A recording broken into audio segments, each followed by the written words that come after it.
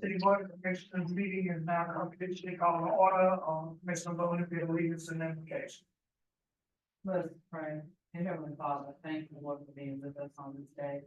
Thank you for being with us as we have gone about our daily duties. Lord, I thank you for this past Thanksgiving. Thank you for all that you have done for each and every one of us. Lord, I ask you to be with us during this meeting. Let something be said or done that for the good of the town of Siler City. Lord, let us be considerate of each other and take the best interests of the town to heart whenever we're making decisions. These are the blessings I ask that you receive. Amen. Join us in the pledge. Pledge allegiance to the flag of the United States of America, and to the republic for which it stands, one nation, under God, indivisible, with liberty and justice for all. Mission statement. Town of Siler City mission statement to advance the framework for our success with balanced governance, dynamic partnerships, and an engaged community. Commissioner Brown, you have the mission statement. Siler City is a safe, prosperous, and vibrant community where diversity, innovation, and education drive success in a globally competitive society. Thank you, sir.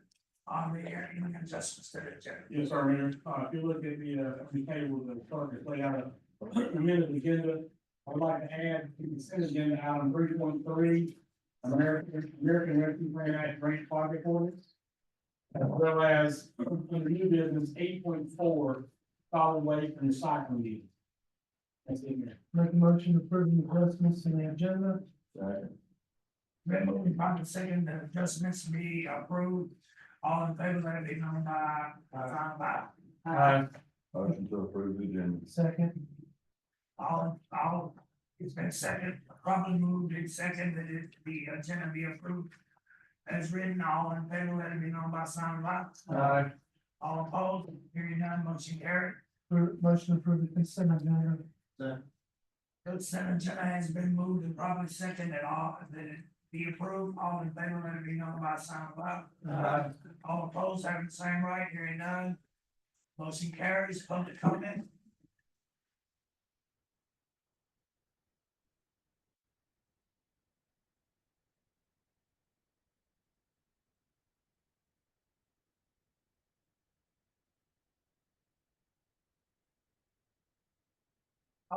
Bullets, will come forward and state your name and address. You're more like the bullets. 917 thing we drive out the city. You see again, thank you for your use of service to the family. Yes, sir. I'm honored, sir. And go here and back with the investigators. I'm not just well part of the up there with an issue. My problem is, one thing I've noticed over the years, the last two in particular, is the lack of police presence in neighborhoods. I know we have brave young men and women who took up the challenge I have for years. I respect them for it. God bless them. However, it's become a disturbing note in my ear that I heard that, in lieu of patrolling, they find, quote, hiding places, quote unquote.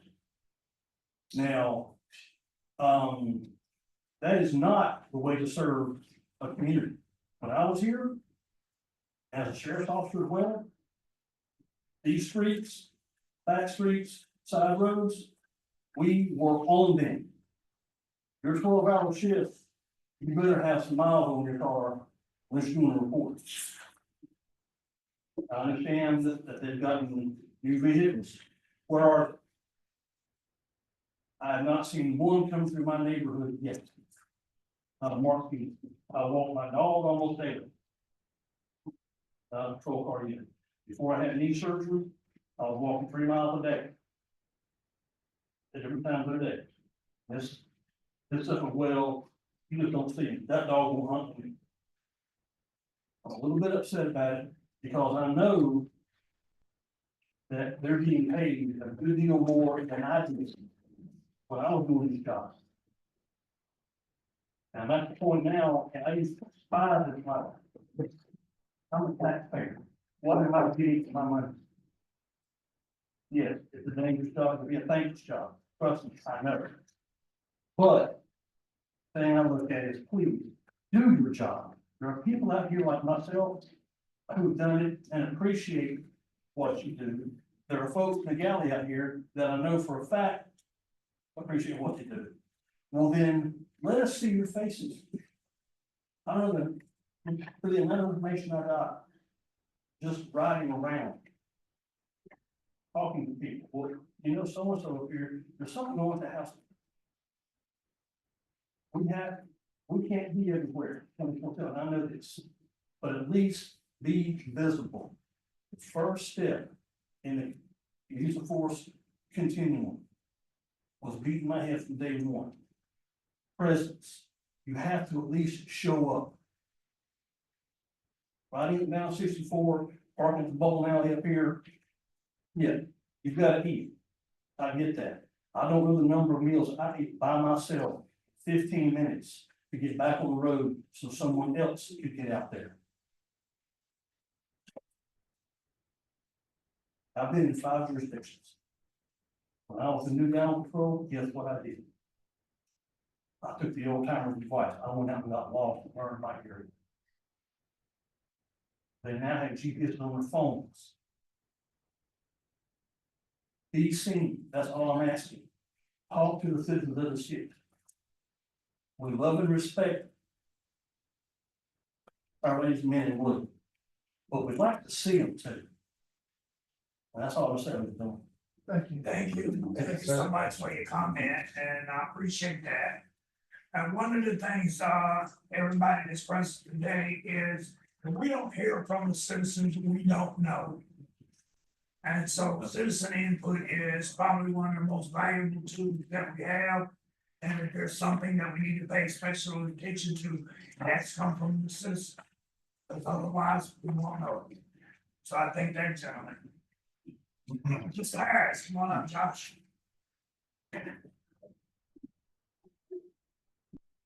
How's everybody?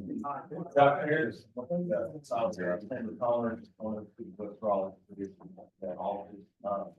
I just wanted to take a minute tonight to thank you all, thank the town of Siler City, and also publicly commend your staff for our event yesterday and all the help that we received with the Christmas market and tree lighting. Myself, Liz, Christy, we spent quite a bit of time planning this thing. But anytime we asked any staff, any help, anything like that, it was met with a resounding yes, and it was an attitude of service. So we were very impressed, lots of compliments. PD did great yesterday, Public Works. The new guy, Ryan, he was there for about 6 hours taking pictures yesterday, so he's going to shout out too. But Tyler did a great deal helping us plan it, Sarah as well. So it was overall team effort. I just want to take a minute and thank everybody for that. Thank you. Thank you, Doc. If you guys didn't get there yesterday, you missed the treat. First one, and it was a success. People everywhere, friendly and happy, and the spirit was out there. So again, thank everybody that was involved. Motion closed. I make a motion to close public comments. Second, then moving from the second, that public comment be closed, all in favor, let it be saying, no, by sign of aye. All opposed have the same right, hearing none. Motion carried, presentation 5.1, stormwater utility program. And I want you to invite, personnel from, appreciate the trades here, you're gonna give us a presentation. And just one action item.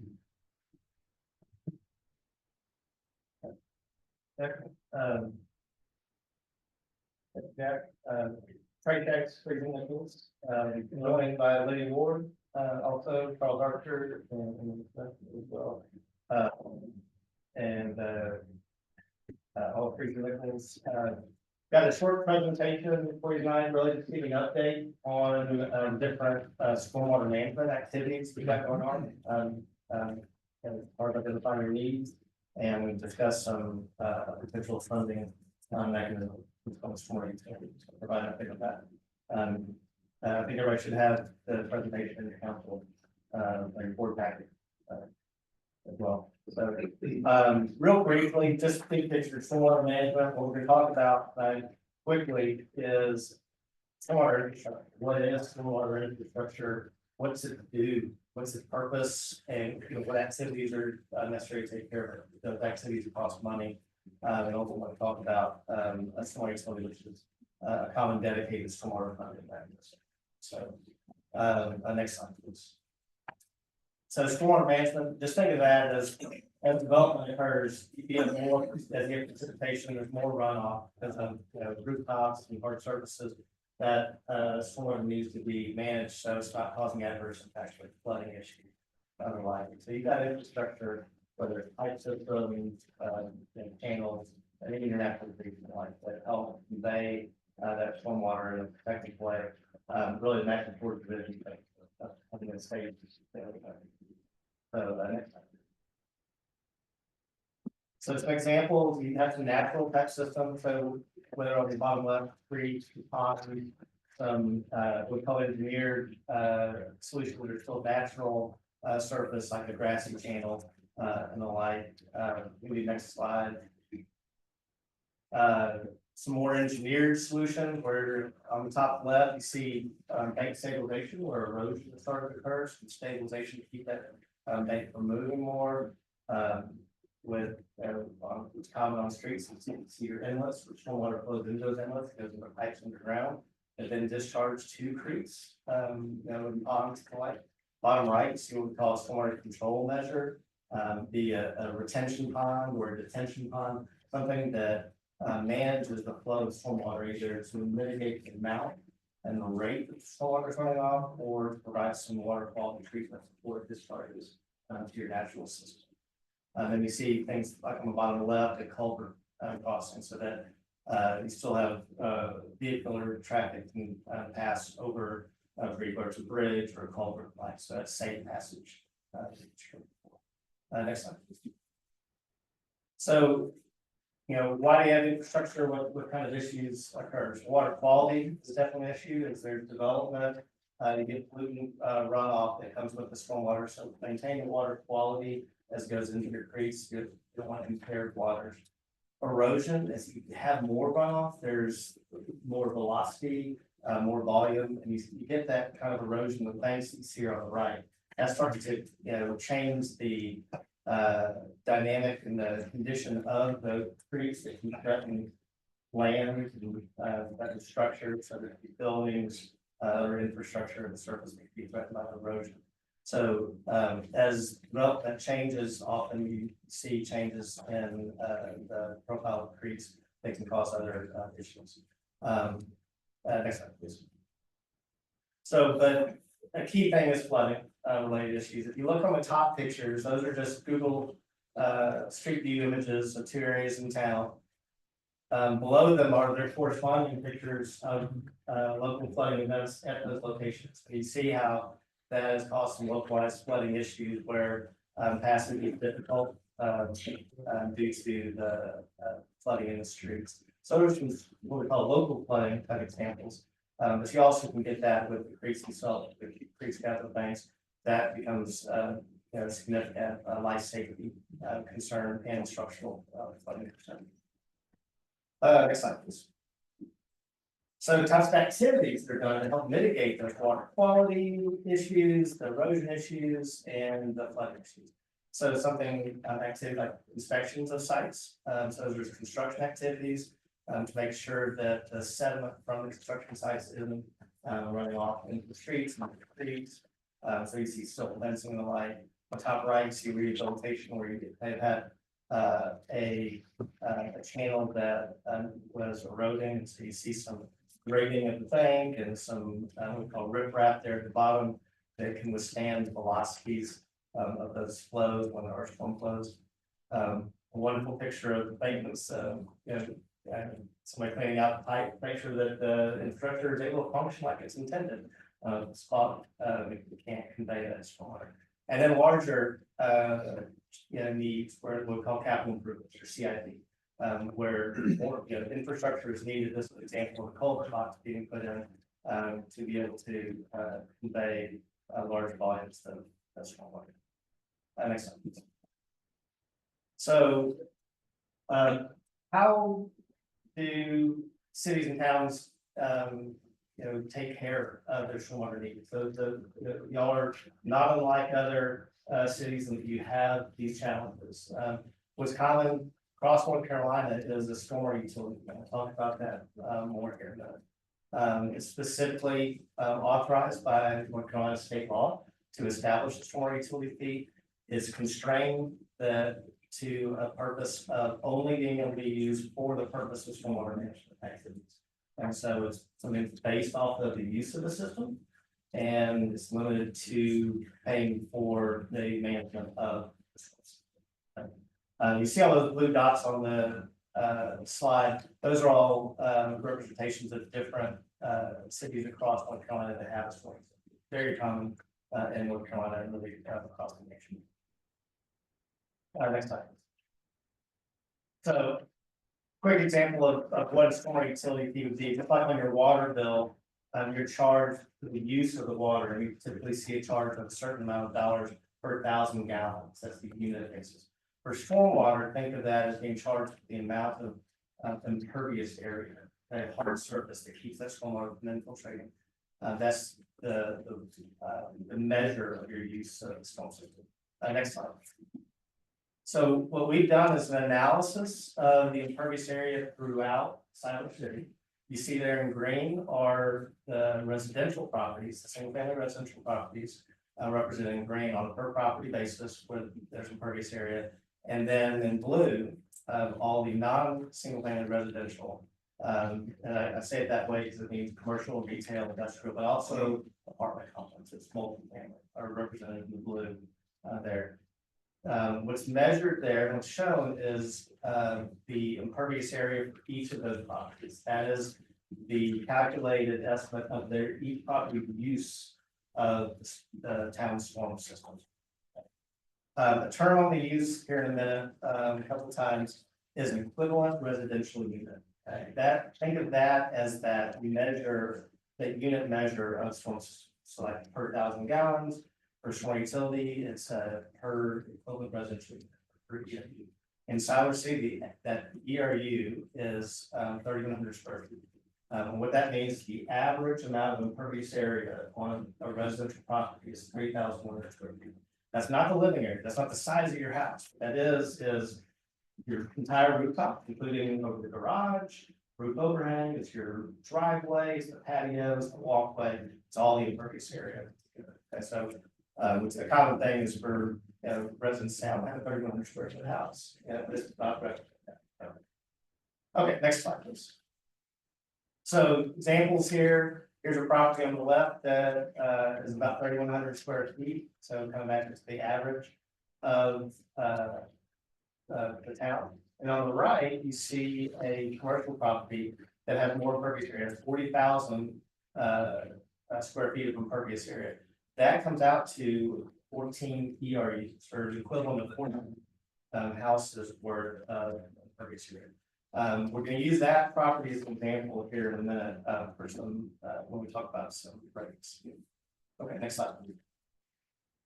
So going back to earlier in the presentation, I talked about stormwater activities. There's certain activities that the town has been conducting and currently has budgeted. So these are your current operations costs for stormwater. So 78,000 for existing personnel, a little less than 150,000 for existing operations expenses, and some small costs for contracted services at the website. So a little less than $250,000 a year is being allocated towards your stormwater O&M costs. So as I go forward in a minute talking about a concept of stormwater utility, note that what we would be proposing would be that these existing costs continue to be maintained the way they're funded now through the general fund. I'll explain that a little bit more. Okay, so these are the existing costs. Next time.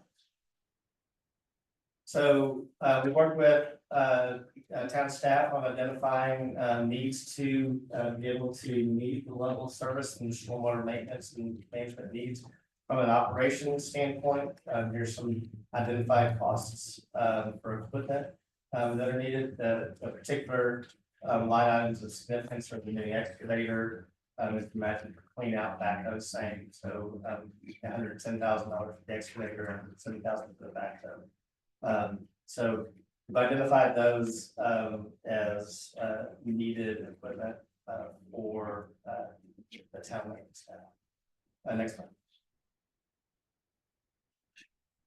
There you go. So you've got a number of stormwater initiatives going on right now that are really all coming together. So, prior, you had a study done by, a firm called Biosinosis. They did a water quality evaluation of Love's Creek, identified a watershed, plan that identified about $1.2 million in, needed investments, capital investments. Another consulting firm, ESP, recently completed a Love's Creek flood study, for you that identified $18 million in capital needs. And then, Friesen Nichols is, working right now on a, what's called a stormwater asset inventory and townwide, modeling to identify, storm system needs, throughout the rest of the town. And Lydia, is leading that, here, and we'll get any questions specific to that. That's ongoing, but, there's, good progress, happening with that, and I've been, anticipate identifying, the costs needed that in the next, month, in January. So all of that, coming together, think of that, when I talk about prior, your existing stormwater management needs, the new, stormwater operations needs, the equipment, and then these capital needs, that all gets to your overall stormwater management program. So you've got a variety of things. You're not unlike other towns, that its infrastructure has got a purpose, it needs to be taken care of to provide that service. So there, of course, is a cost, for all that. So when we talk about the rest of the way, is this stormwater utility funding mechanism that is so commonly looked at. So next time.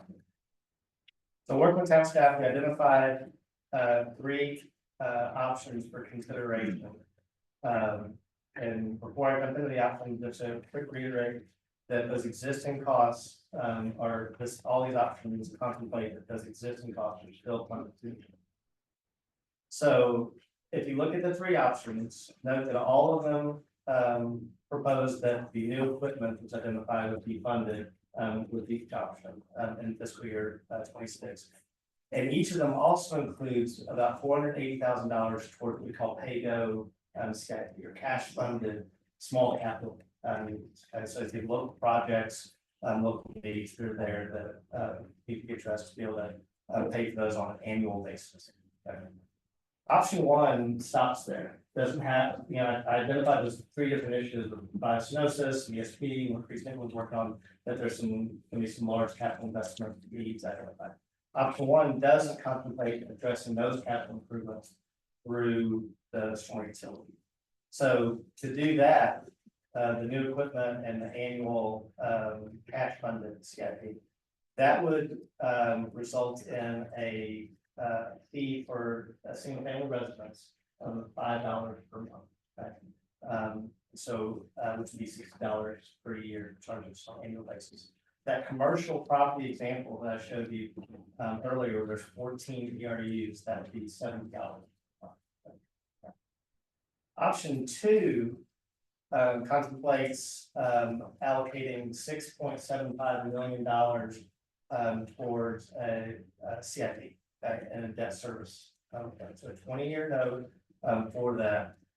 That would effectively double the rate from option 1 to 2. So it would be $10 a month for the average single family residences. And that commercial example would be $100 a month. As I'll show on the slide in a minute, there's businesses that have a lower rate and there'll be businesses at a higher rate. Okay. But that commercial property is just an example for reference. And then option 3 is really an option to be more aggressive towards making a dent in those identified CIP needs. And so that allows $14 million of CIP to be addressed, again, through debt service over a 20-year period. So that'd be $15 a month for each residence, and $210 a month for that commercial example. We provide these options because they really fall within the realm, the range of those story to the examples across North Carolina. So neither one of them on the low side or the high side is the most extreme. They're kind of within, realm. There's some that are less than $5 a month, and there's some that are more than $15 a month. But this kind of gives you a little bit of a spectrum to consideration. Next slide.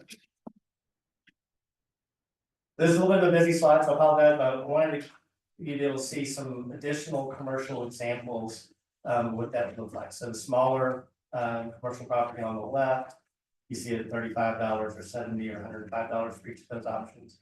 It's got 7 ERUs. Example of that might be a fast food restaurant.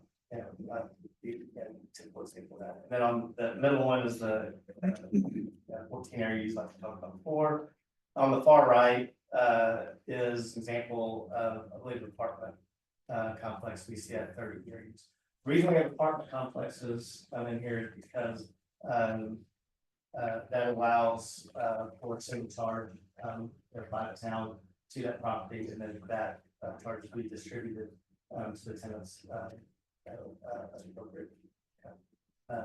So part of what we look at when we structure storm utilities is the way it's equitable, and charge a fair amount for whatever level of service you decide you want, what that corresponding revenue requirement would be, but also making it, while it's equitable, also minimizing the town's administrative burden. You don't want to generate the structure, you have to spend it all administratively. Right. So try to keep it as simple as possible. So focus the dollars on the services being needed. Next slide, please. Okay, so what we're really asking for tonight is just, here's where we are in the process of our evaluations. We've done the cost analysis that we talked about. There's a little bit of additional information pending from Lydia's efforts next month. But we have plenty of information to know that you've got significant capital needs. And the reality is with, as I showed, kind of this range of storm utility costs, towards the lower end, towards the upper end. It's not common for storm utility to pay for 100% of storm costs, because some capital improvements are really expensive. So this is an approach to try to shave that down in a way that helps make progress. Tonight is the briefing. But what we're really looking for is your feedback on that next step of public engagement, getting the community's feedback. What's important to them about solar energy? Are there flooding concerns?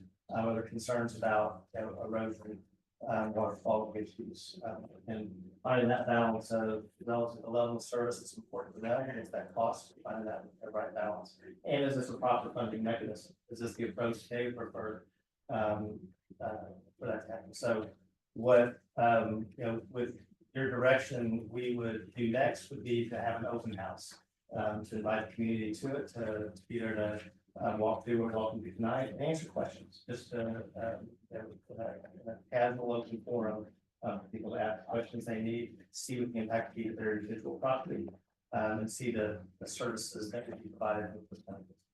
A couple of other approaches, if you don't know, it takes a variety of ways to reach the community these days, right? So through the website, through social media, different mechanisms to reach out to the community to make sure you're really capturing. You said it well earlier, right? You don't hear from the community, you don't know, right? So really important part. So that's really the key part when Jack mentioned one act, that's really what is your direction. Then would you like us to move forward to this public engagement step on it to gather feedback from it? You were talking about this for 2 years, so Yes, sir. I can't speak for the rest of the board member, but I'd like to be going. Both those influence of. Right, we know this one's out. But how would you handle that when they already get flood insurance? Yeah, so there's a variety of mechanisms, for folks that flood, there's a couple of, well, I'm almost gonna let Lydia talk about solutions, for things. with this, but, part of the goal is, to keep folks as possible from being in a flood zone. And if folks are in a flood zone, there's, flood insurance available, but also mechanisms to address that. So, there's larger issues like that where there's folks in the floodplain. There's also issues with what we call localized flooding issues in our part of the floodplain. They're still causing flooding. More local level. And that's part of what those 3 studies are all helping to identify those issues. I got a question. Go ahead, Mom. All I was gonna say was, that is the next step, it's just looking, getting public input, because, it's a lot involved. And I think they need to give their input on this as well, because it's gonna affect their livelihood. So. Yes, I've had this before, some of our newer businesses, mentioned fast food restaurants, have installed control. Or you have to have stormwater control. So what we're gonna do then? Double jump done? So I'll repeat your question, for everybody. It's a really good question. So the question was, for and generally the newer development that has gone in, that where, and I'll paraphrase it a little bit and maybe modify it to give some context. The development that they've done 30 years ago, and I'm using those impervious area values.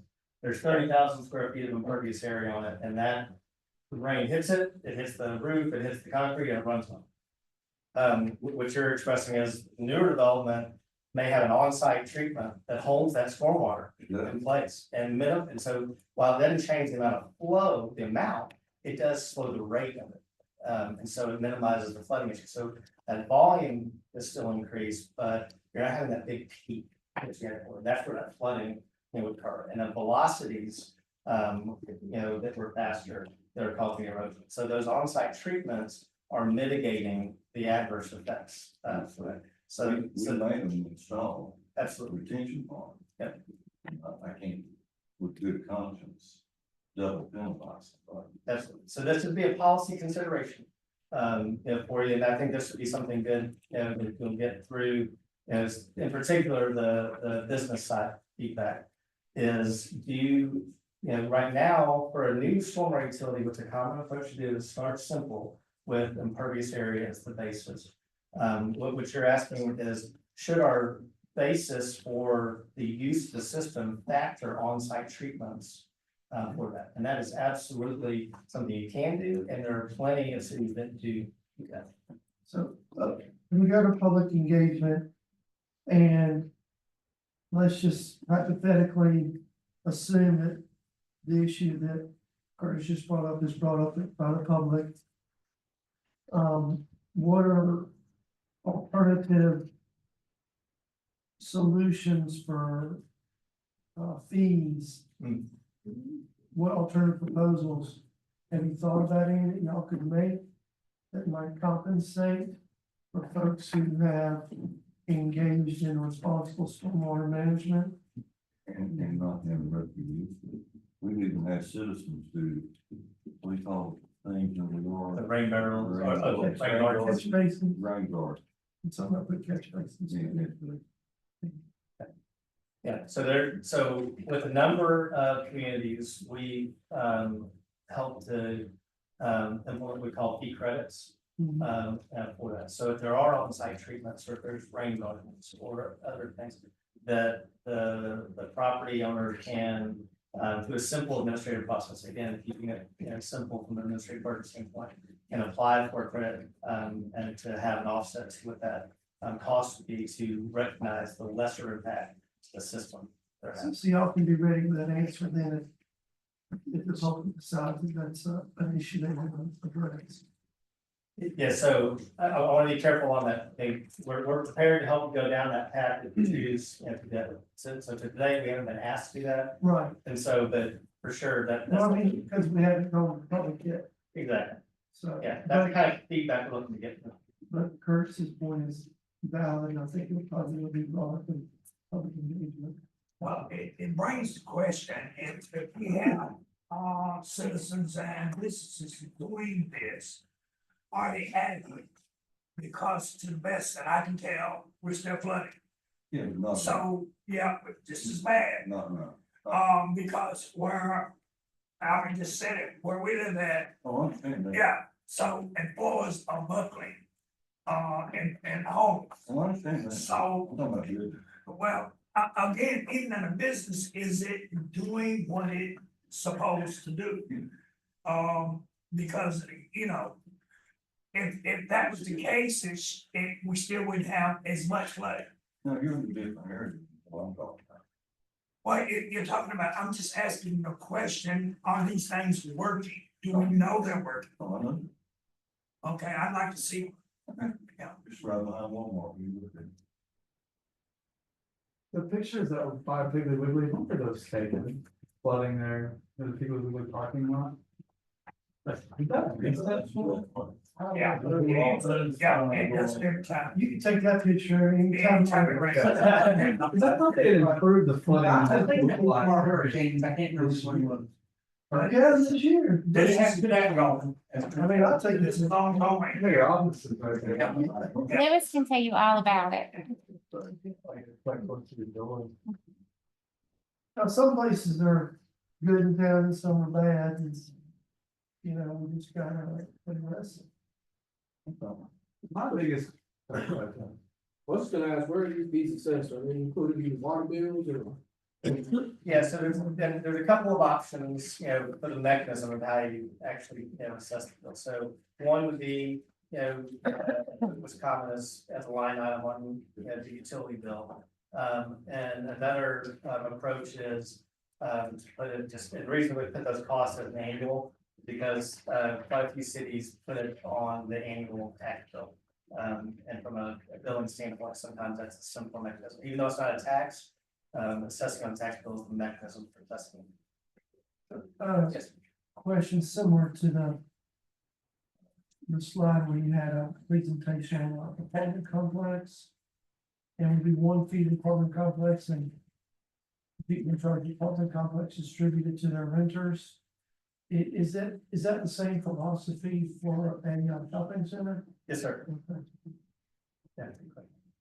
Yeah, because they're charging for an ERU, which they're using as a broad measurement of 31 feet, so it's. So whoever owns, Consistent. whoever owns a shopping center would divvy that up amongst the tenants in the shopping That's center. right. That, the intent of that is to keep you out of, you know, your staff out of tenant leases and the like.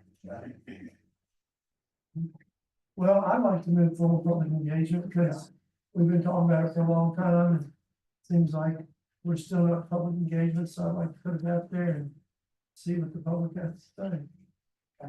Where are we with the sign and the website, the digital sign and the website? We're gonna answer that now or wait till. I public bring government? it up because this would be a good thing to post on that, so you can engage more of the public. What I worry about is you really just have stakeholders that go to these meetings, they don't necessarily represent the community. And if you want to be democratic about it, you really need more outreach, because the people that go to those meetings are usually the same people that are here right now. And I don't know if the message is gonna get well disseminated. Well, now that we have Ryan Brown, our full-time communication specialist, that's one thing that I have spoken with him about, was getting out and doing more community engagement. And going to the churches and going to the different, events in the schools and stuff and getting the words out. So, Website could include something like a survey. and we can, They with can the put together- website we have now, we can put a button on the, front page. That's what we're doing now for like leaf pickup and certain things. We do have a button available. Okay. So, yeah, we have a lot of options now, and mass media notification that we're gonna implement. So a lot of different ways that we can get this out in front of the public besides just the newspaper. And we have the Facebook as well. So, you're welcome. What's the consensus of the board? Do we move forward? Move forward for public engagement. That on action meeting? Yeah, Mayor, I think, me and Trevor talking about for a meeting, maybe late January, go for it in, open house maybe from 3 to 7, so you can have late afternoon, through after, 5 On o'clock. what day of the week? probably Tuesday or Thursday. So, the only thing I would tell you is if you're doing it during the day, the presentation from 3 to 7, is that, does it build upon itself, or is that just people coming in to ask their own questions? Cause if it builds, then if it's a presentation that builds over the 4 hours, and the folks who don't get off work till 5 or 6 Yeah. are gonna miss 3 hours of the presentation. If it's just come in and ask whatever questions you want, then they don't miss anything. Yeah, and your ladder is, so it's really more of an open house, so it's a come and go. Okay. That allows for, there's nothing to miss. We have, what we have is stations that go through basically different components of this. People can leave questions, to that exactly. Sounds. Excellent. All right, Okay, thank you, sir. Sign it. Yeah. What? Yeah, organization meeting, there's a couple things to look at for the board, we got couple calendars. One is the board meeting schedule for 2025. Also, there's a holiday schedule for, town business, and third calendar I've got is the planning board.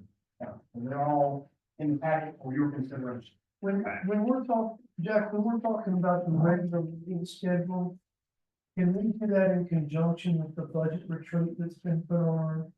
Yes, If you'd like to, is that okay? That's fine, it's just I need, I'm gonna need 3 separate, or another motion. well, some of the, dates go back to back. And to take a look, what I tried to do with the village retreat is I provided a list of dates and times. And then I put a calendar there, it's all in January, so you can see how it might, correlate and relate to what's going on that week. No, Whether it's holidays, or calendar meeting, I showed that in the initial problem that I see, the problems that I see with the budget retreat dates is all but one are during the week and start at 3 p.m. and you got 4 of us that are working at 3 p.m. And well, don't get off until 2.5 hours later. So I don't know that we're gonna have a quorum if there's any voting needs to be done. And the other one is on Saturday, 8, 12, and 18th, and we traditionally at Tony's church, we traditionally have our MLK breakfast at that time. And so none of us are gonna be available on the 18th. So, I mean, are we planning on doing 7 retreats, or are you just proposing 7 dates for one possible retreat? In one retreat, we're thinking about a 3-hour time frame for the retreat. And Okay. so that's why we did 3 to 6, or you think you see 3 to 9, it could have been 3 to 6, or 4 to 7 that day, or 6 to 9. Well, I was just thinking about a 3-hour retreat. what about the, because like I say, 4 of us are gonna be working if you try to schedule it during a work day. And the folks who are work at a job, so we got a lot of stuff going on. And the 2 that are gonna be during the workday are the 22nd and the 8th. You could probably sound like you cancel. Well, no, the 8th, the 9th, the 22nd, 27th, 28th, and 29th all start. And don't start at 3, we got a range of 3 to 9 that we would be in. So all these kind Oh, of. I'm reading that is the time it begins and ends. The 3 hours, span between that 3 and 9 period. Oh, so that's not the time it begins and ends? It could be. That would be up to the board, that's why we gave a 6-hour span. Is there another weekend that we could do it, like on the 11th or something? That's the weekend before our MLK breakfast. Get all staff there, that was the dates I'm coming with, so I can go back and run what I need to, and be some staff. Or the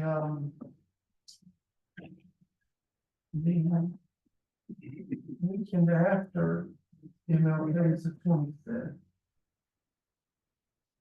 I'm just throwing that out there because I mean, I want everybody sitting at the table to be able to make it.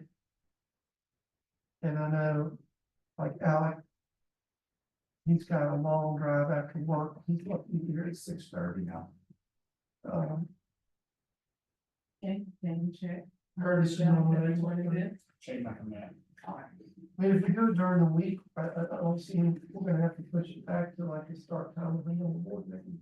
I could, this is plenty of notice, I can give a heads up and make something work, but I can't do the 22nd, I'm not gonna be. That's definitely not gonna happen, but 27th, 28th, 29th. That's plenty of time to my employer heads up to leave work earlier, work a half day. So if it's a 3 hour, then could we start at 6 to 9. 6 to 9? On the 27th, Yeah. could we do that? That's what we're thinking. We're thinking 3 hour brackets. Okay, well, I'm sorry, I misinterpreted that, I thought we were gonna start from the end at 9. You should come to. Well, if we can start at 6 p.m. and everybody thinks they can be here. Like that's what's there. And so, see, that's a Monday. That's a Monday, yeah. So that's the day we want to do the budget street. I don't need a motion on that. We got it. Excuse me. I didn't need a motion on that. That's got this. So does it need to be? No, So we're gonna put the 27th on the regular. meeting? no, no. Yeah. Go back there to the calendar. Okay, it's 3 calendars in one motion would be enough, following the calendar, we need. Wait, oh, wait, I got it written.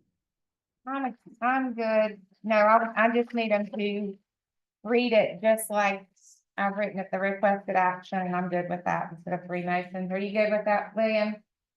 Did you make that? The requested action, that's how we've approved it in the past. Instead of doing 3 separate motions, we approve them and just read Right. each out. One's enough. I'm going to be, did we even discuss the arguments against the arguments? You know, The problem is a part of that along with the planning board. So there's 3 things going on here. No problem. the planning board's on its normal schedule, is that correct? Second Monday each month. The holidays,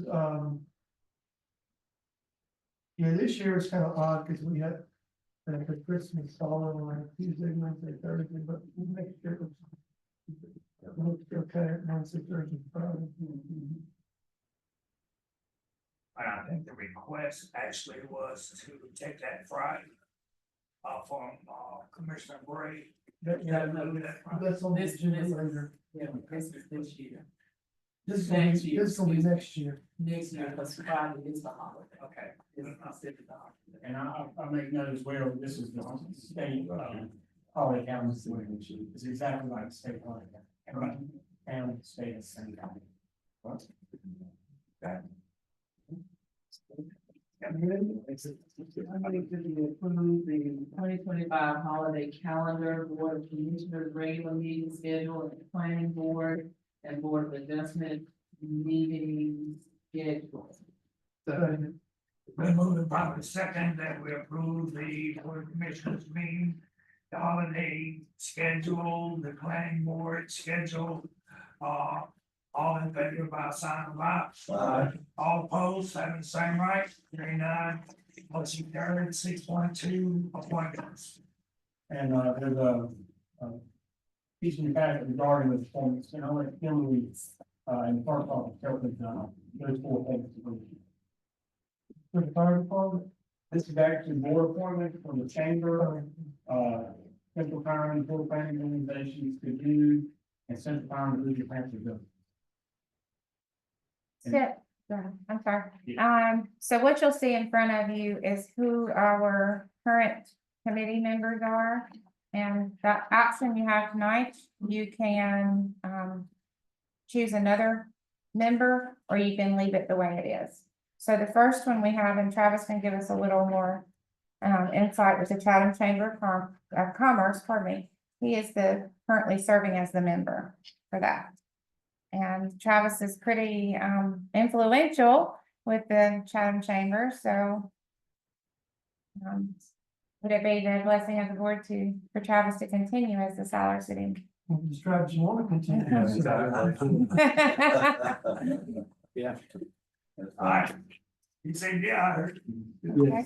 So we'll just need a motion to appoint or how would you do that, William, for him to remain? Make a motion to reappoint Travis Okay. as our member with the Chatham County Chamber of Commerce.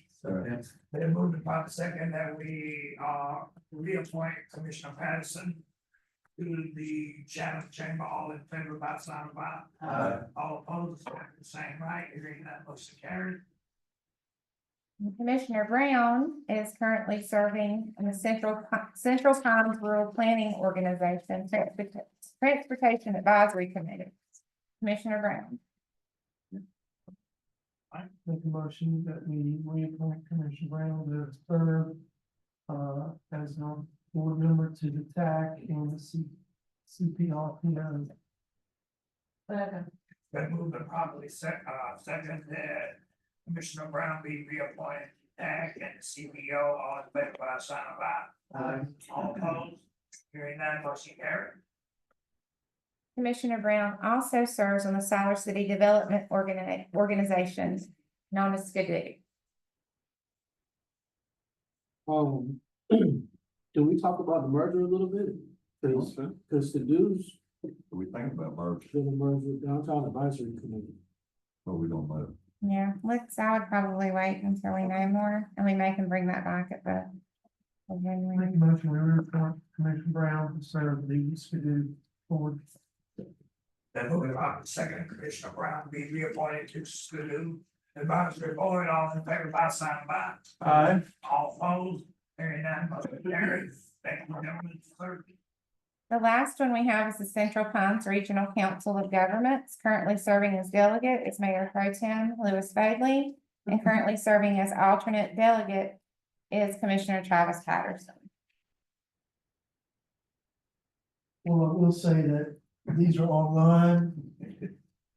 Two of them got canceled once a quarter. The one that I went to that didn't get canceled. Other than calling Wall, Siler City's name did not come up.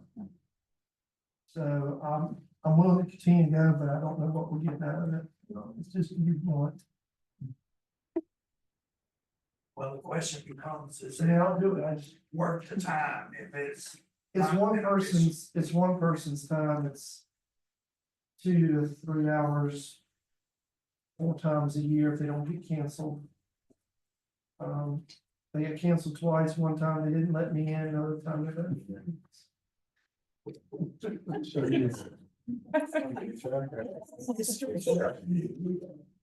I'll do it, but I'm just saying, at some point, I think we need to address what Siler City is receiving, because I think there's a fee to be in this group. Is there a fee?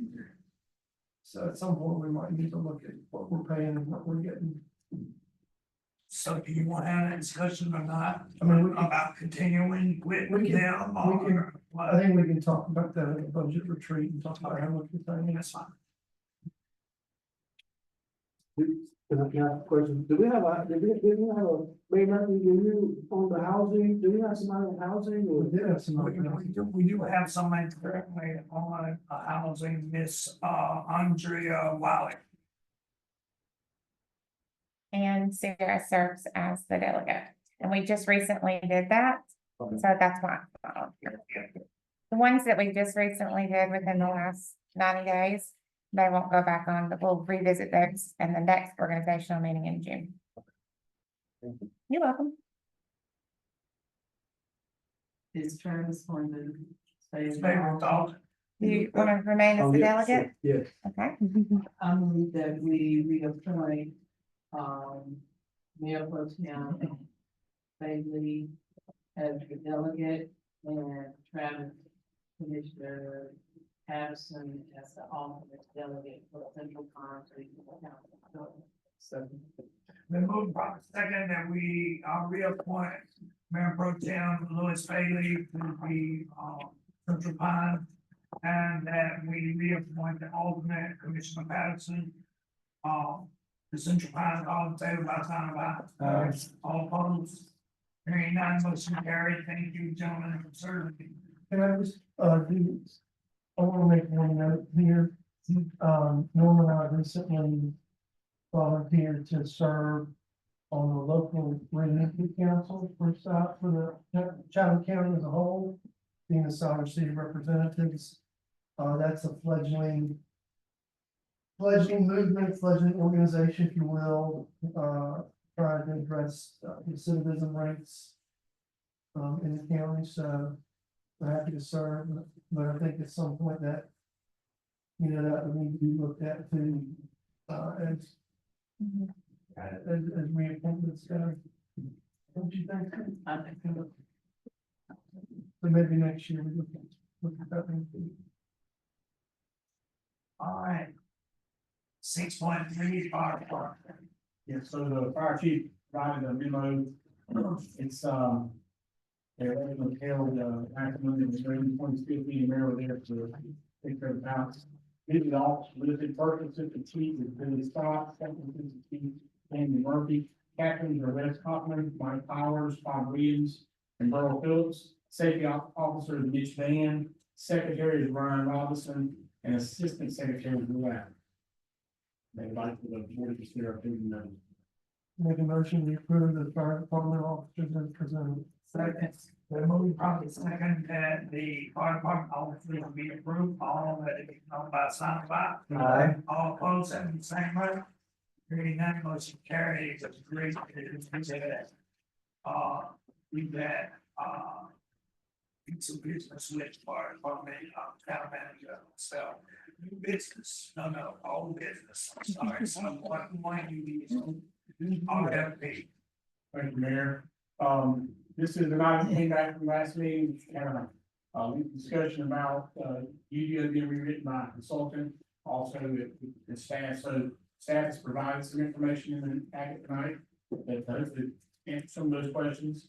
What you have in front of you is, two actions. One, recommended by staff is to authorize the manager to enter into a professional service agreement with Municipal Services Inc. That would be the consulting firm that recommended, as well as approve the budget ordinance that John provided. The ordinance should be laid out in the packet or on the table. The best ordinance in the packet. I'd like to make a motion to authorize the town manager to enter into the special service contract with Municipal Services Inc. and approve the UDO. Well, that's the first one, right? So I just stopped there. The movie probably second that we authorize the town manager to enter into a contractual agreement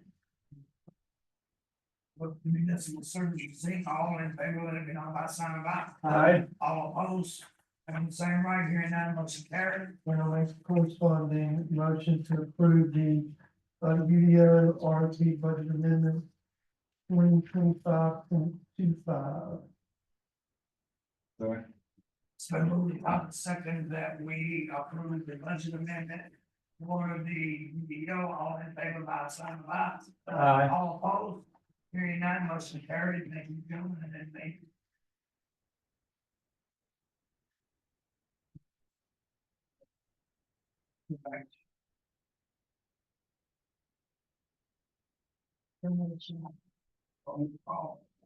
As Mayor, we got the, bids in, and I provided, couple of them, in fact, for you, one, you can see RFP, and then the bid calculation sheet, that's divided also, the front sheet on one back.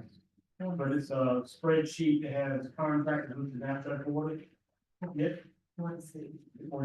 Page 46 of the. Very good. That's the first item is to consider a contract. And I'll state that, in my, opinion, you got total demolition bid, the low one is GH Griffin, it's $42,800. Okay, and there was an optional bid that was brought to our attention during the process, and that was pretty much to have salvage spirit materials, which is all post-beam lumber that can be sold, be stored behind the bin off Chestnut Street near existing concrete pads. And those materials would be moved and sold by the contractor to the public immediately after they're stored. One day sell it in, market to the public given a 72-hour notice, so there would be items that they would pull out and would be sold to the public. That optional bid, the low bid for that would be from KDS Earthworks, that's $44,419.60, so it's more expensive than the low bid without the salt. But it does give the opportunity for salvage material. Yeah. The public to buy, it didn't have to be local person, it could be anybody else. And who, KBS keeps the, I mean, it's not much more than D.H. Griffin. It's like, you want to be proud. But we're not gonna benefit from it, and we'll be able to purchase it. Okay, Public have, And we could get on it too. yeah. anybody, yeah, I guess it's gonna be, But that money goes to KDS? Yeah. How are they able to, how big, these other companies like, one, threefold, twofold, some of them. Such a large difference. What it's with the law. I think it's. Yeah, D.H. Griffin. Yeah, their price is really good. Well, there you go. Yeah, I think you're right, whether they're in demolition business or maybe a combination. Yeah, and they have more places that they can, I asked a lot of questions this weekend, so they have more places they can take to and recycle, and like the Griffin has their own recycling. After Oh, that's true. 72 hours, and they still have some product on the ground, they keep, get it up, and move on. Okay. In other words, they give the public 72-hour notice. Yeah. They will have to sell it in on Saturday. And if it doesn't sell, then they take it in. That's right. All right, good. And where's the other home sale? Behind Rising. Okay. Yeah, right there outside. Now, real quickly, before I forget, we did get pictures inside and out. So we will have those rendering, for when the next facility is with that. We had. And so taking pictures of a historic building that's getting ready to no longer be with us. We're taking inside and out, correct? Yes. You think we might be able to frame some of those and get them over at our welcome center? Rain, in City Hall. Yeah, just, you know, it's a piece of history that unfortunately we're losing, but if we get some photos, we'll have to read it in its entirety. Exactly. There's a lot, folks got a lot of good memories in that deal. All right, So, just approve, is there a consensus from the board on this talking about? Yes, anybody? So you need a consensus, you need a motion. I'll make a motion that, we move forward with demolition and we want the bid to KBS Earthworks Inc. the move probably second that we move forward with the demolition and award to KDS Inc. All in favor about sign of aye. All opposed, out of the sign right, motion carried, thank you again. Make a motion to amend the 2024-25 budget ordinance to appropriate money to demolish Braxton Gym. The move probably second that we amend the 2025 appropriate budget. Work, all in favor about sign of aye. All opposed, 39, motion carried, thank you again. All right. Provide guidance on next steps. Yeah, that was something the board, this being Mary talked about it, hanging over the board members. You got some information, right? We might come back and add the person if you'd like to, but me and Tyler have been looking at, a future gym location there. You wanna talk about that now, Mayor, or you wanna? Yeah, one of the things that I have spoken to the shop manager about is how quickly we can get another facility up and running and let it be multi-purpose, and also expandable on that site. So the quicker we can get some bids back in, some people looking at, contractors looking at it, And we know exactly where we are because we're gonna lose that, and we currently. Went into a contract with, First Wesleyan. To use their gym during this period because we don't have the space and we had a lot of activities going on. So the quicker we can get that done, the better off we can be, so we have had that discussion and. If the board sees fit, while this is happening. Staff can go ahead and look at the bill. I'd like to do that, Mr. Mayor, I like some of those key phrases you use, I really like, you know, expandability. And just looking at the multi-use purpose. Because, we had a discussion several weeks ago about the totality of the Paul Braxton area. Where you have a basketball, court on the far end. That is falling disrepair, it could be repaired and used for some pickleball or whatever. You have a parking lot next to that, it's gravel. Then you have some very nice stadium seating. It's been pressure washed and done. They just told me, last week they got. You have a community center there. You have another parking lot, there in the front. On, the third. You have a very nice ball field. There used to be a walking track. It's kind of overgrown now, but we can get that back. We just have to like shift the field a little bit. So. You're looking at multi-purpose expandability. So we keep an eye on the future of that facility. It could be nice. If you look at the totality of that facility. From the far end. All the way, I guess that's 6th Street, far end, all the way up to my street, which is third. No, it's not 6th, but. It's out of the Cuthbert Street, is it 6th? 6th up to third. The totality of that park area is pretty large and could be used for a lot of things if we think creatively about its future use. There's a lot of potential. So I like the those key phrases that Mr. Mayor thrown out, that we use expandability.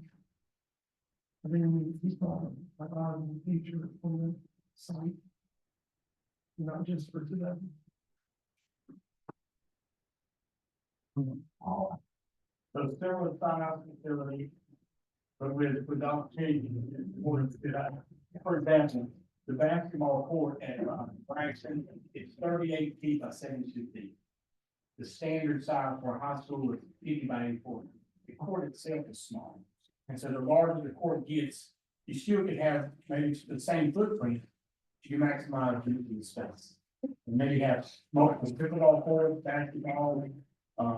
6 goals instead of 2 goals, there's a lot of everything to do in a You gym. don't even have to have just courts. I mean, we had a fellow came and speak and he was into music and the arts and talked about having no concerts and So we design it right, we can have a true multi-use facility, not just a sports facility. I think that, if I take some examples, bring them back to you, another piece that I learned in a staffing of these, what about fire sprinklers? The more complex the space gets, the higher the occupancy. Is more costly and but you can do more with the facility. So the less you do, the simpler it can be. The more you want to do, you think cost more. That's what you decide. The more we do, the longer it takes to go track. Sure. Man, that's all I got for now. Is there sewer and water allocation for that building after they demo it? That'll be available for a new building? We talked to Chris about that. We need to make sure we. I really don't see why that should change. We just hold on to it, make sure that it remains in place. That is a good question. We don't take that. But, I don't see where anyone could deny. That, and I think we keep that with us in. But anyway. New business, I believe, 6.1. 8.1, I'm sorry, eliminating some, seven. So this is brought up by Commissioner Brand, which is not here, she's supposed to be there tonight. Kimberly has worked together this memo to offer a additional holiday in Christmas. We are all Tuesday, Wednesday, and Thursday for our holiday schedule. Friday, the end of the day, it's community consideration. And one of the thoughts was how much it cost, and John did some number figuring for us, and it looks like you can't factor productivity loss, but it would be about an additional $5,300 per holiday. The city called me today, and she, is in support of that, even though she couldn't be here today. She did call and tell me she's in support of this particular item. Jim, was factored in here, who's eligible and who's not, based on the time. John? In terms of like who's eligible to take that day off or what do you mean? Who's eligible for the paid holiday? Yeah, and the resulting increase in pay that those people will receive, including benefits, will be around 5,300. Okay. Is that question in here? Some call full time. Yeah, I know that. Yeah. I just wonder what kind of impact it would have for the constituents in town. They need services on that Friday. How is it? You would know better than anybody how busy it is, town hall. For police and fire, we still run chief, we still run an emergency. Absolutely. Florence, ready to go there, right? Yes, sir. So what's not shut down there will be fire, police, and planes, one and two, they got, they keep going. And then our own call folks would still be on call. And this is only for this calendar year. Yes, sir. Because it kind of. way it's So it seems like years ago. Christmas. Correct. Yeah. 3 or 4 years. Yeah, this will be now for circles back around this. Probably 7 more years. Yeah. I'll make a motion, we approve the. What you call it? But it's based on hours, not the Yeah, hours work. work. 40 hours for them. I make a motion, we approve the additional day of December 27th, as a 2024 as a paid holiday for this year. Not to have any historical precedent. Then moving around the second, that for the year 2024, December 27th, will be a big holiday. For employees, all in favor by sign of aye. All opposed. Right, hearing none, motion carried. 8.2 part-time, position employees, and that's not quite written right. It is permanent, part-time employees that we are basically talking about, so I'll give it back to the town manager. So in the personnel policy, our definition is part-time position employee. And so this is a position in which the duties and responsibilities are required on a continuous basis for an indefinite duration regarding part-time hours averaging less than 19.23 hours per week, which is 1,000 hours per year. And so that's what a part-time employee is for the town. Somebody that works no more than basically 1,000 hours. 19 hours a week? And permanent. Well, we just don't use that word because it's not, as it's defined, I think that's what's meant by it. It's continuous part-time person, they don't do over 1,000. And there ain't definitely, there's no anything into that inside. Yeah. And then lastly, just the other part of the definition says, part-time employees are not eligible for town benefits and have no appeal rights. And lastly, town procedures require that part-time employees be limited to 16 hours per week unless approved by the town manager and HR in order to ensure policy compliance. So the manager can't allow them to go over 16 hours as needed, for emergency needs or seasonal needs. So they still can't work over 1,000 hours. Then they would be able to come. So 16 hours a week. When we 16 went, is the try to keep it balanced so you stay under that 1,000. when we went to Ashburn, they use a totally different, system to circumnavigate, I guess. That type of policy, and I think you were there, and they talked to us about that, how you get around that, but that's neither here nor there at this moment. I asked you the question the other day when we talked about this, could we function without these individuals? Well, they have Take care of our folks. I mean, it was Yeah, like, yep. if we function without these individuals, my thing, you told me no. And so they are a vital part of our operations and we like to keep them, and I think. A few dollars here or there as a reward is worth it. So is this about giving them a holiday bonus? That was what brought it up to start. I'm sorry? I think it was one thing that part of to provide a holiday for part-timers, and that was, we had that discussion with, I think the other way I understood was, is there something else we can do for additional for part-time folks? So, the part-time get holiday back? I didn't think so. Sure. Uh, And they consider part-time to be 19 hours a week, no more, or 16? $1,000 per year, That's 20 hours a week. so 19 is that. Most jobs in the private sector I've worked, you had to work at least 32 hours to be considered full-time. Yeah. Why does that differ so much? Because the elders benefits. If you What's work that? over, local government employee retirement system, if you're over 20 hours, then they're subject to that. So, And I think the 32 hours, I think in the private sector is mainly healthcare, right? Yeah. Healthcare. It is, So, and, I'll pay vacation. but so the purpose of this discussion, is such a discussion item is to, Is there more, the thought was, me and Mary had a conversation, is there more we can do for part-time folks, how we can help them? In addition to what we've already. so, for as far as more help, what was the discussion, holiday thing? Yes, pretty much was, the only discussion that I remember coming forward with that. So is that like a bonus, a holiday bonus? how much is that tax if they do that? It would be tax at normal rate. Okay, so technically, when you look at a part-time person, so we know that Monday is a regular work day. That would give them their 8 hours. And then Friday would be where they would get the 16. If they work. Right. So that would give them their time. So what you're looking at is giving them that Friday as a holiday, which would give them 16. I'm a little confused.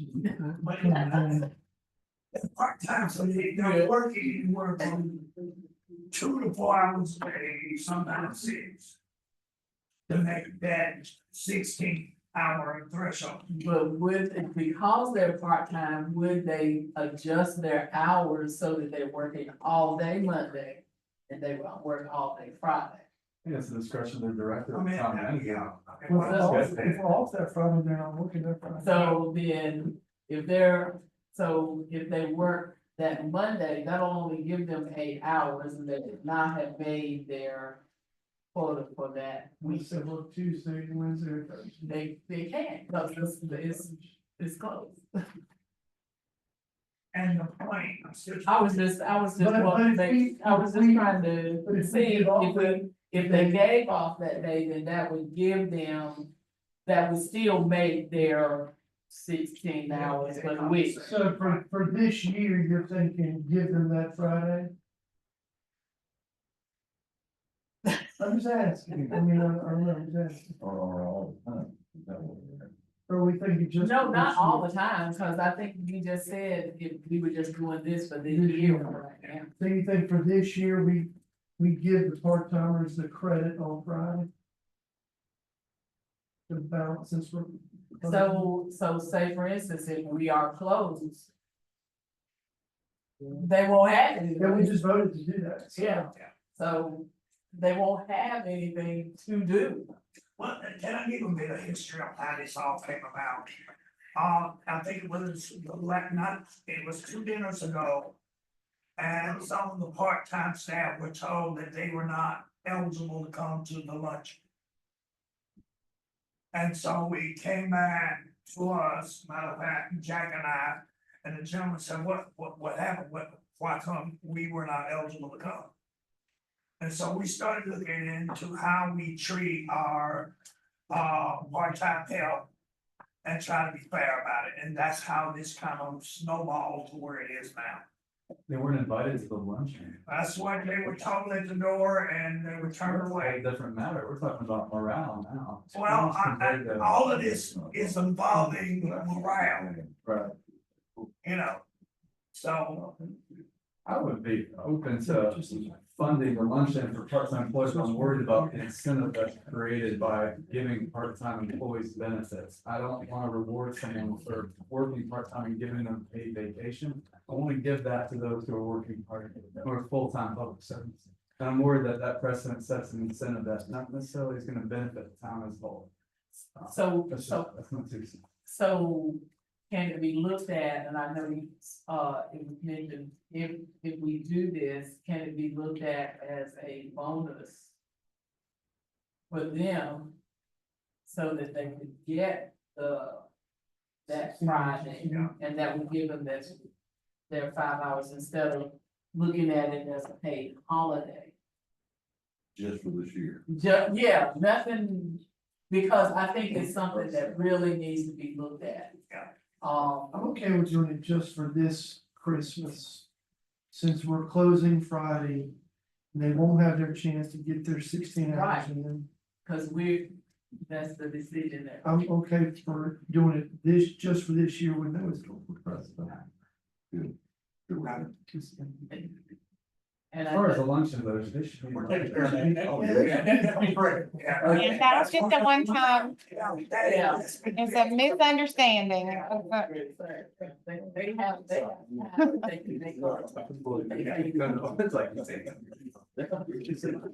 Okay, good. Alright. Okay. You need a, what do we need? Sounds like, what is the amount? Well, I mean, we just give them credit for Fridays out, 8 hours.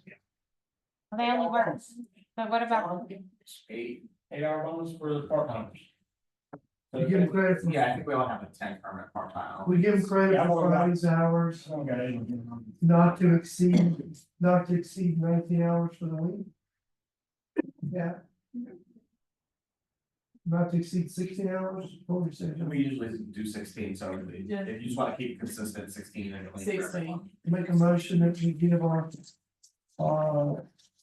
defined permanent part-time employees credit for the work day on Friday, December 27th, 2024, not to exceed a total of 16 hours for the week. Yeah. And that this be a one-time thing for this year only, because of how Christmas is falling with no historical precedent. Second. It's been moved and come to second that we give, part-time help the 8 hours on, what was that, December 27th? With no historical presence, all in favor, about sign of aye. All opposed, having the same right here, none, motion carried. 8.3, 200 and all, Chatham Avenue, Welcome Center.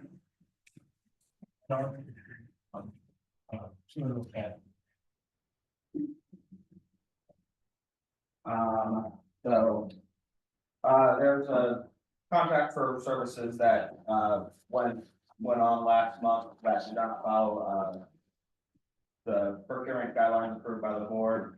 So I just wanted to get, council's approval or disapproval to, cut that check. That was for cleaning the carpets or floor. Correct. Make a motion when we approve that. That's for $4.99.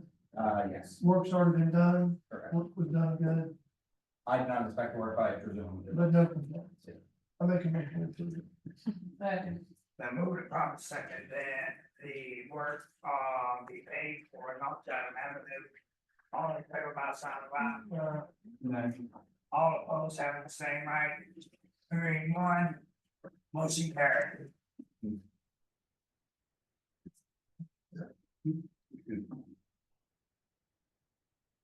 Number two. Names, I will, Brown and Hauser were nice. okay. Managers report. We got one more on 8.1 here.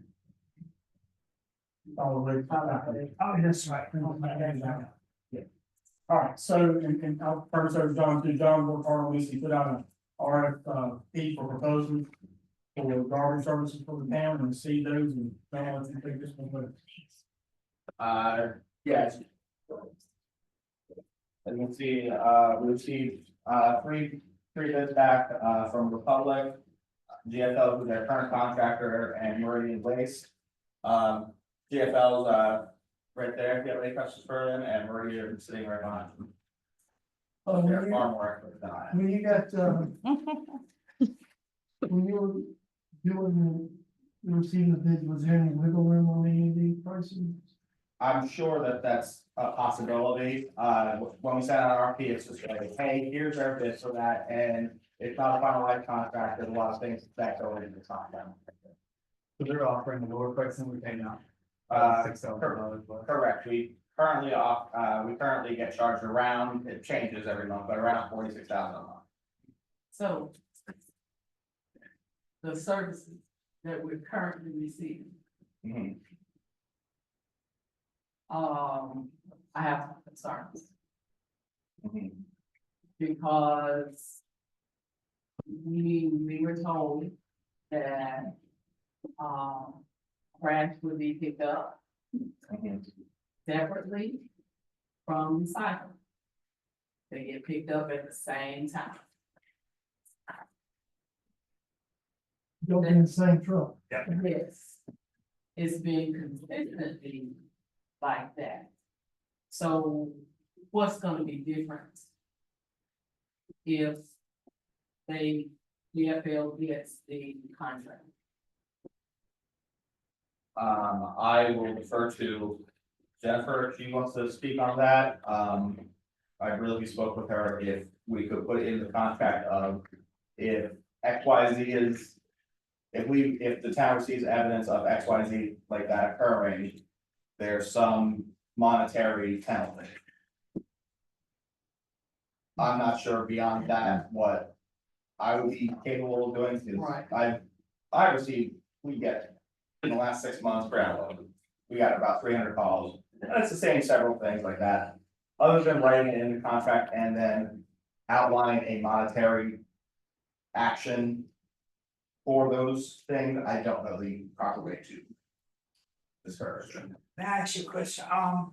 And I'm glad you mentioned the 300 calls and you did document them and also have sent them to GFL with, we'll do better, we'll fix it, and these issues still exist. I don't know that.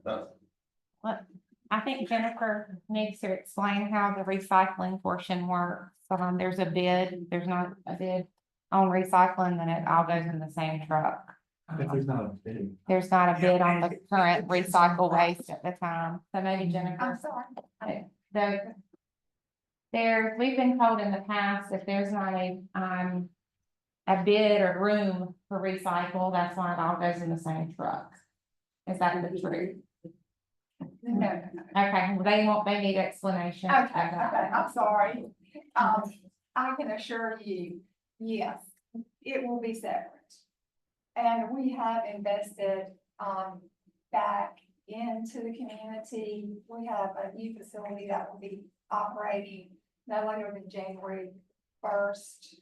In Sanford, and that will address immediately anything, and we have already in the process of switching out and providing new trucks.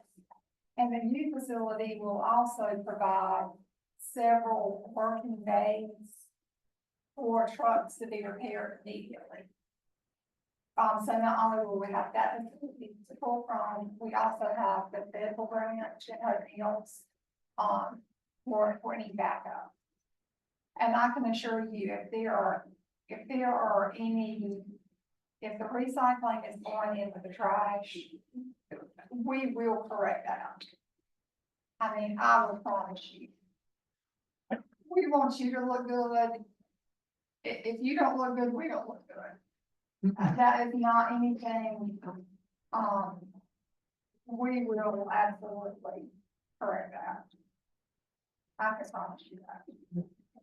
Just to be blunt and not to be offensive to you, but the number of complaints that I've received from citizens over the past 2 years from GFL exceeds probably the total complaints for every department in the town. It exceeds the number of complaints that if you have the complaints on the police, the fire, the public works, the rec, the complaints on GFL exceeds all of them. So even though Meridian is listed as being a little higher, and I'm interested if there's any room for negotiation there. Based on what constituents have told me for 3 years, I can't vote for GFL to continue. That's just my position. I'm 1-7, but The Meridian is the same price that we pay currently too, basically. correct. And I just, I'm not trying to be mean, but it's the number of, and I probably get less complaints than any commissioner on this board. People just don't call me for everything. I mean, I will say that the things we have in place that are moving forward, I feel confident that your service will improve. We've been asking y'all to improve for years. And I think the thing that I'm looking at, and just to go along with,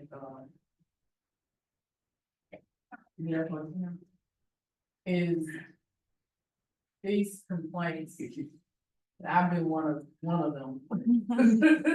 These complaints they've been going on for so long, and then we hear that we're going to do better.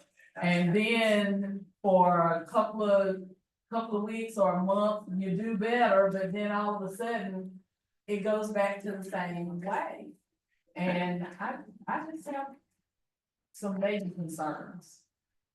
We do have a new vice president, district vice president in place, as of like 4 months ago. And I've had seen a lot of changes. We are fully committed and there will be changes. See, the Meridian offers a dumpster solid waste service. Is that what the town offers too? The drop off bins? No, What that referring to? it's more like I'm gonna act it out, so it's more like the truck that goes. Okay. That's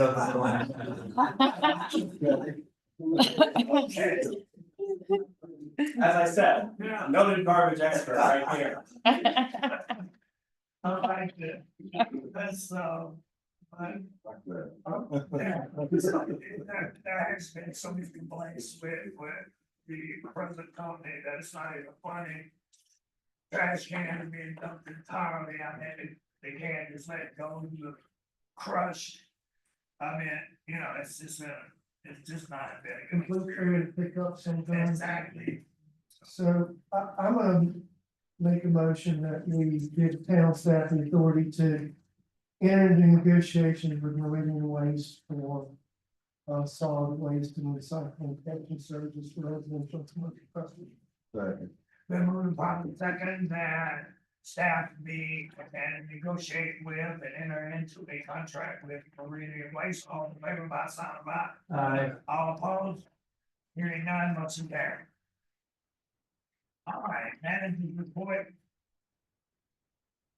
There's just a couple of things, we talked about both the trees, one thing I did want to, have a chance to talk to the board about the location. Is the board having locations in mind for that 3-hour session in the past? Police department? Yeah. I mean, in fact, we've done it at the garage, we've done it at the police department, we've done it here, Library. we've done a library. But, I mean, the police department seems to be pretty good. They got a big conference room. Just remember, these are open to the public. These are open to the public, so we have to have room for the public. It's open to the public, we can see coming in here. Well, we're still here. I just wanted to have that option. Yeah. I'm fine either way. Library's So the good. 27th period on. Alright. The other thing is we put in the finished study for the water and wastewater rates. No business day, that's just a share. And then, last thing is the calendar that provided should be on the desk. Going from now until January 6th, which will be our next, schedule. Mayor, can I, Kimberly, you have anything? Okay. Madam Clerk? The only thing to add is I wanted to give you, an update on the sign. We're working with the electrical contractor now. All the permits have, they've gotten all the permits in place. And so now we're just sitting, now the holidays are over, we're sitting on go to get everything put in place. I'm hoping by the end of the month, to have it installed. The website, Brianna, has been working. We've, put Ryan on board with the website. We are looking at product implementation, I believe sometime in January, where they, will give us the website to bring before you guys, for you to look at it and see, and it'll go live sometime mid-February. We're hoping mid-February, but you will get to see how it looks. We need to make any changes or anything of that nature. And right now, they're in the process of training staff, and they're pulling in the data from our current website. So that's where we are on that. And the key fobs were successfully installed. So, Brianna was trained today with Brady on, printing those and getting those ready. And so she'll be reaching out to everybody to get their pictures, so she can put your picture and on your new fob to get into the building. Okay, and that's all I have.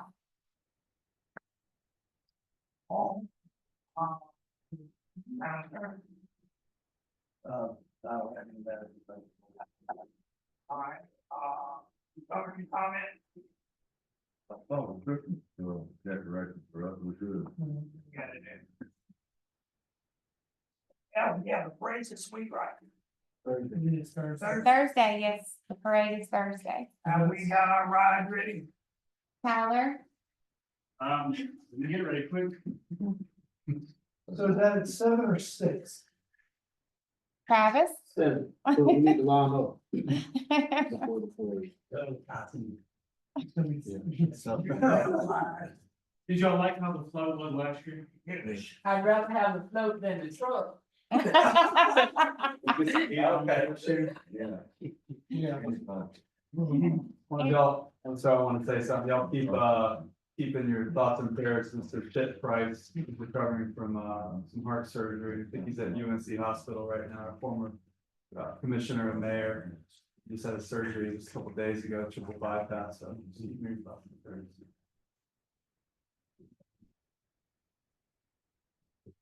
All right. Closed session. You got a Make the motion? motion, go to closed session, pursuant to Ohio General Section 143, 11, and 5.